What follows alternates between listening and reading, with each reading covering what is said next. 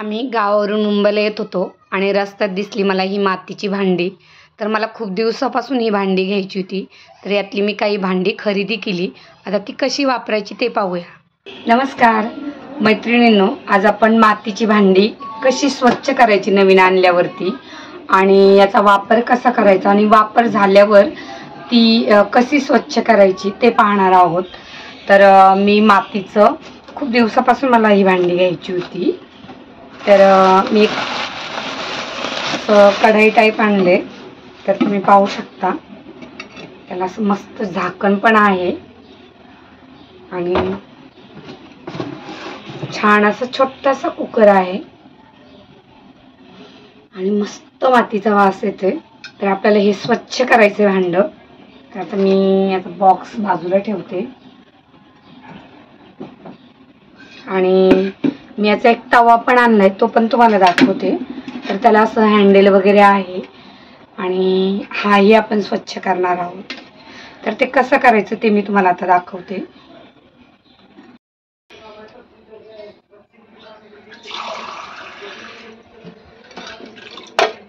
तर ही भांडी आधी आपल्याला हाताने अशी चोळून चोळून धुवायची आणि हळूवारपणे वापरायची. आपल्याला ही भांडी ठेवताना वगैरे जपून ठेवायची. मातीची भांडी आहे, पटकन तडा जाऊ शकतो.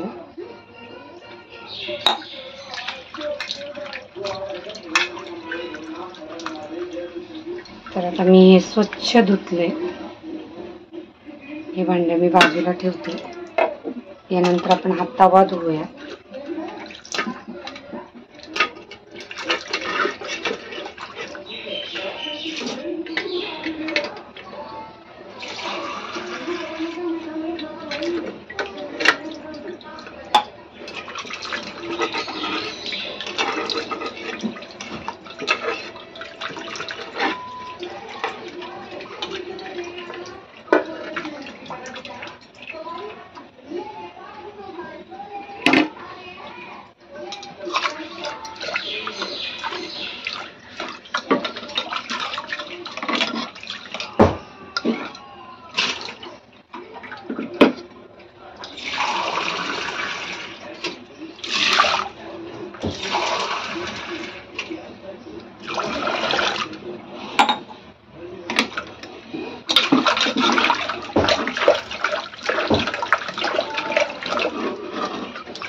छान चोळून घ्यायचं हे भांड आपल्याला.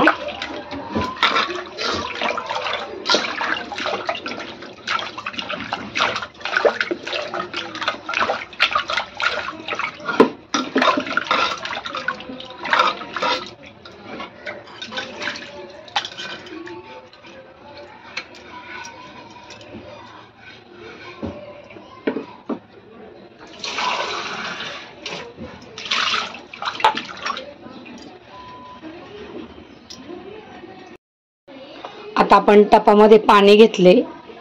जेणेकरून टपामध्ये एवढं पाणी घ्या की त्यामध्ये आपलं हे जे भांडं आहे ते त्यामध्ये आतमध्ये पूर्ण बुडालं पाहिजे. तर मी आता पहिला असा तवा टाकून घेतलाय आणि तो पूर्ण त्याच्यामध्ये बुडालाय. आता मी यामध्ये हे झाकण ठेवते. तर हे मी एका साईडने ठेवते. असं आपल्याला अजून याच्यात थोडंसं पाणी वापरावं लागेल कारण भांडं याच्यात पूर्ण बुडालं पाहिजे. आता त्यानंतर हा मी कुकर ठेवलाय. तर यामध्ये आपण अजून पाणी घालून घेऊया. तर बघा तुम्ही पूर्ण आपल्याला हे पाणी तो भरून द्यायचं आहे.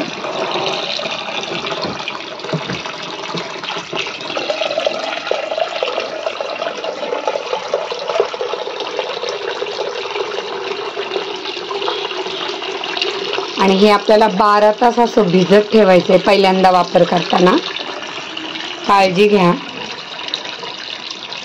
कारण त्यातली जी माती असते ती पूर्णपणे आपल्याला भिजून घ्यायची अशी छान.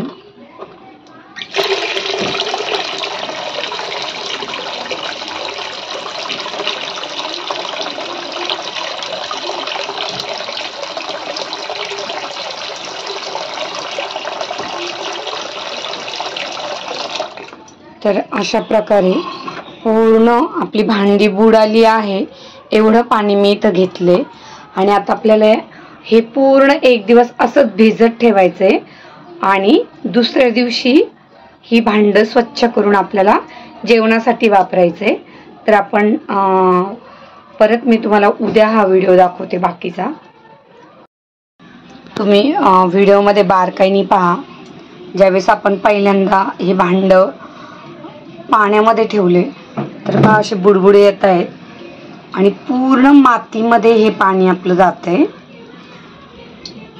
तर ही भांडी घासताना आपल्याला बिलकुल सर्फ वापरायचा नाहीये, कारण जे मातीच्या भांड्याला छिद्र असतात त्यामध्ये जर सर्फ गेला तर तो निघणार नाही आणि आपल्याला जेवण केल्यावर बाधा होऊ शकते। त्यामुळे ही भांडी स्वच्छ करताना जराही सर्फ वगैरे याचा वापर करायचा नाहीये।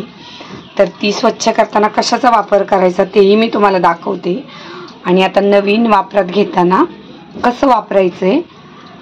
भांडी करपली नाही पाहिजे आणि भांड्याला जेवण बनवताना ते चिकटलं नाही पाहिजे, त्यासाठी काय युक्ती करायची तेही मी तुम्हाला सांगणार आहे। तर आता आपली भांडी मी 12 तास झाले भिजून ठेवली होती आणि आता आपण ही स्वच्छ धुवून काढून ही आपल्याला उन्हात सुकवून घ्यायची पहिली। तर आता मी सगळी भांडी पाण्यातून काढून घेते।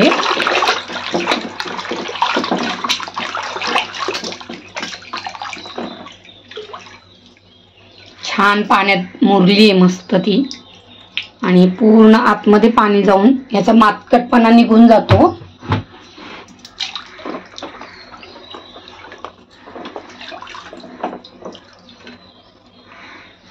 असं स्टँडचा तवा आहे त्याच्यामुळे ठेवायला बरा पडतो हा।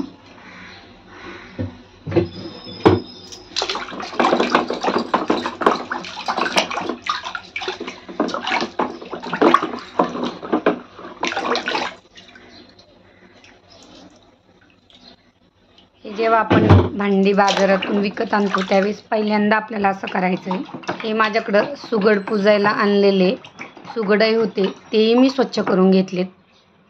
एकदम लाल पाणी निघते बघा, एकदम स्वच्छ धुवायचं आहे आपल्याला हे। आपण यामध्ये कुल्फी किंवा कुल्हड चाय खूप छान टेस्ट लागते त्याची, ते बनवू शकतो याच्यामध्ये आपण।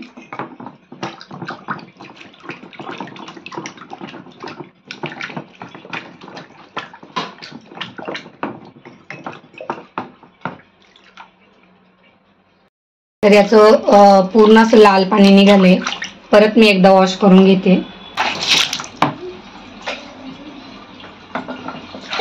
2-3 वेळा मी छान हे धुवून घेतले। भरपूर वेळ भिजत घातल्यामुळे त्याचं पूर्ण जे मातकट पाणी होतं ते निघून गेले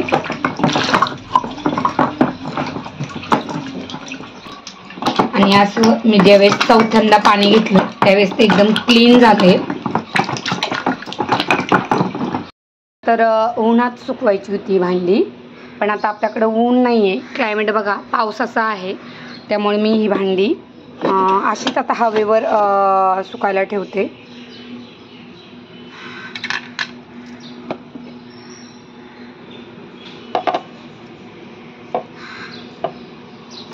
मातीचे असल्यामुळे काळजी घ्या, हळूवारपणे फुटणार नाही याची।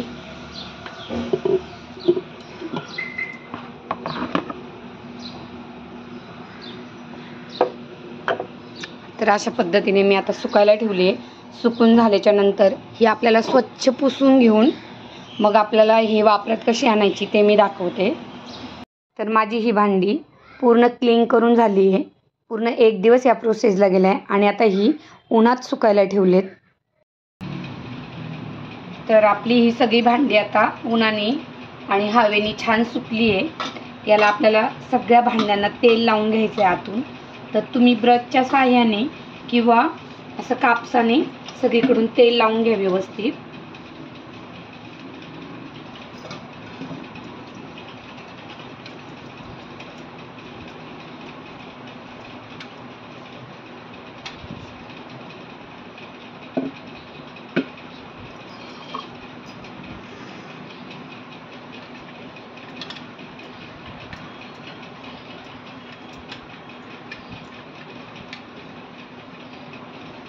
या तेलामुळं जो काही मातीचा रंग वगैरे असेल तो पूर्णपणे नाहीसा होतो आणि भांडं व्यवस्थित सेट होतं.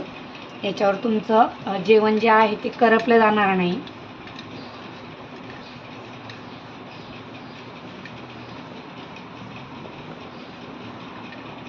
आणि खूप छान टेस्टी असं स्वयंपाक याच्यावर होतो. तर मी तुम्हाला आज करूनही दाखवणार आहे. आधी पहिलं जेवण बनवताना शक्यतो थोडंसं असं शिजून ते फेकून द्या आणि त्यानंतर वापरात येणारं जेवण तुम्ही बनवा. आणि ही भांडी खूप जपून वापरायची आहेत आपल्याला. काळजीपूर्वक हाताळली तर ती व्यवस्थित राहतील, नाहीतर पटकन तडा जाण्याची शक्यता असते याला. तर आता मी असं छान सगळीकडून तेल लावून घेतले.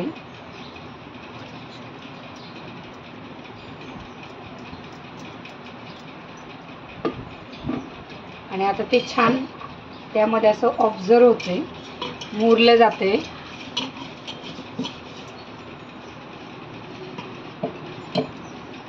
तर यामध्ये तुम्ही दही लावू शकता छान. आणि दही खूप घट्ट होतं याच्यातलं आणि खूप छान टेस्ट लागते. तर हे दह्याचं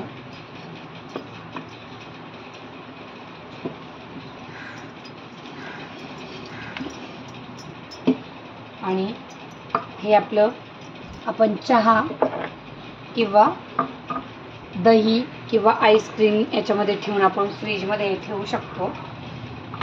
तर याला आपण असं छान तेलाचं वॉर्निंग सगळं करून घ्यायचं आहे. आणि आता अशा प्रकारे आपलं तेल लावून झाले. तर आपण आता चहा बनवणार आहे. आपण याच्यामध्ये चहा पिऊया. चहा प्यायच्या आधी थोडंसं याला धुवून घ्यायचं आहे. आणि यानंतर भांडी ही स्वच्छ कशी करायची तेही मी तुम्हाला दाखवणार आहे. आपण यामध्ये चहा ठेवणार आहे. चहा ठेवायच्या आधी एकदा वॉश करून घ्या. याला तर आपण ऑइलिंग केलं होतं त्यामुळे हे स्वच्छ धुवून घेतले.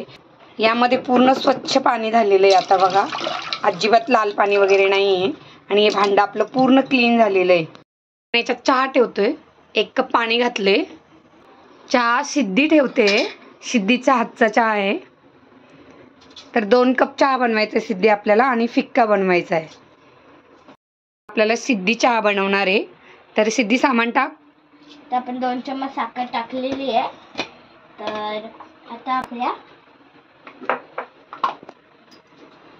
2 चम्मच 1 आणि 2. तर आता आपण 2 वेलच्या घेऊया. चला घेतोय. थोडेसे टोचून घेतलेत. आता आपण हे चहामध्ये टाकूया.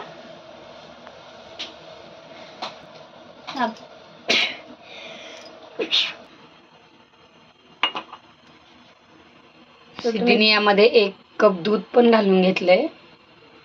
आणि आता छान याला उकळी द्यायची आपल्याला.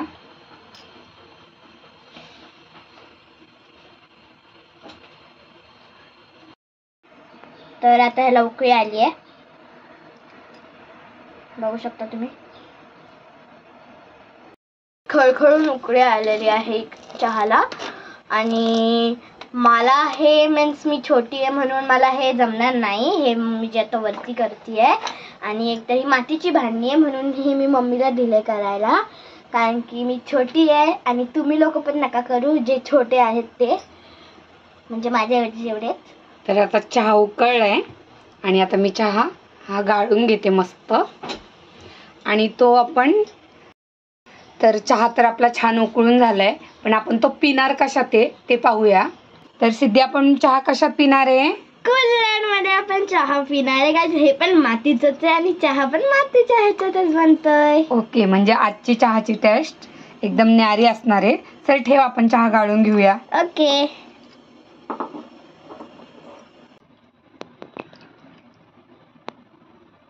तर अशा प्रकारे आपण चहा आता छान कुल्हडमध्ये गाळून घेतलाय आणि आपण आता त्याची टेस्ट पाहूया कसा झालाय तो.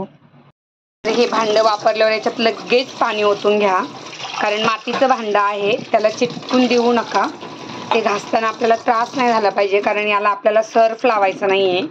तर हे लगेच आपल्याला वॉश करायचं आहे, व्यवस्थित हाताने चोळून घ्यायचं आहे. आणि यानंतर आपल्याला ते नारळाची जी शेंडी असते त्या घासणीने हे भांडे स्वच्छ करायचं आहे.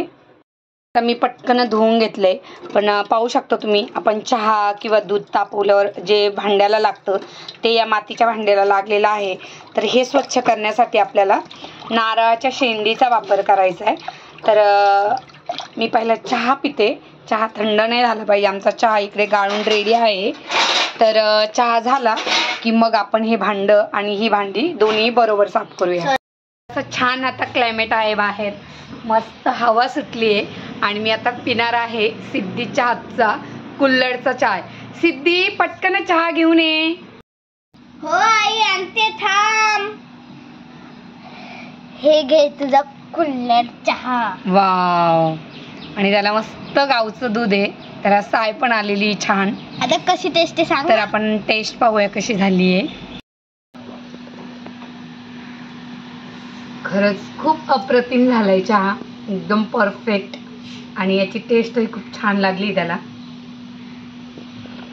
भांडी घासण्यासाठी याची घासणी तयार करणार आहोत. हे जे नारळाचं वरचं आवरण आहे ते सोलून घेतले आणि आता आपण त्यातला हा जो मऊ भाग आहे तो घेणार आहोत. तो स्वच्छ करायचा आहे आणि याने आपल्याला ही भांडी घासायची आहे. बनवताना असं व्यवस्थित हे असं सुट्ट करून घ्यायचं आहे आपल्याला. आणि मग त्यामधली जी अशी हा जो कचरा असतो बारीकवाला हाही निघून जातो. आणि मग ही घासणी आपल्याला स्वच्छ धुवून घ्यायची आणि गोल गोल करून बनवायची आहे. तर तुम्हाला दाखवतो कशी बनवतोय ती. तर आता ही आपण असं व्यवस्थित जुळून हे गोल बनवूया. तर आता घासणी कशी बनवली ते पण पहा तुम्ही.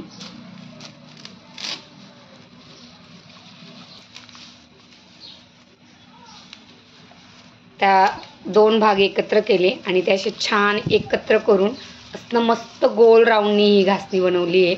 आपण ज्याप्रमाणे चुंबळ करतो त्याप्रमाणे याचीही आपण अशी छान चुंबळ केली आणि किती छान घरच्या घरी घासणी झालेली पाहू शकता तुम्ही.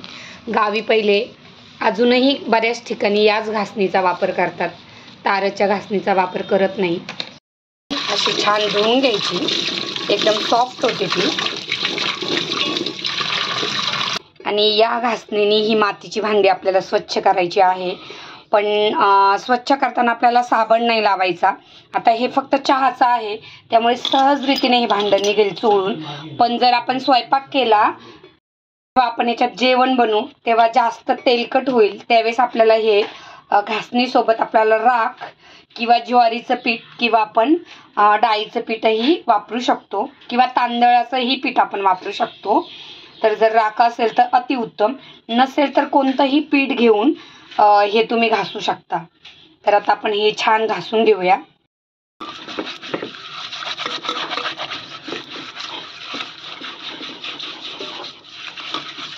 आणि सहज निघते अगदी. आणि आता हे आपण धुवून घेऊया. तर आता आपलं हे भांडं धुवून एकदम स्वच्छ झालेलं आहे. आणि पाठीमागून जेव्हा आपण काही स्वयंपाक बनवतो त्यावेळेस असं काळं होतं, तर त्याने काही फरक पडत नाही. तर हे असंच राहिलं तरी काही नाही, कारण मातीचं भांडं आहे ते भाजल्यानंतर असं काळं पडणारच आहे. तर आपण या भांड्यामध्ये आज बिर्याणी बनवणार आहोत. तर नेक्स्ट रेसिपी आपण याच्यात पाहूया. मातीच्या भांड्यातली बिर्याणी मी तुम्हाला उद्याच्या भागामध्ये दाखवेल. तोपर्यंत व्हिडिओ असेच पाहत राहा आणि लाईक करा, शेअर करा, सबस्क्राईब करा.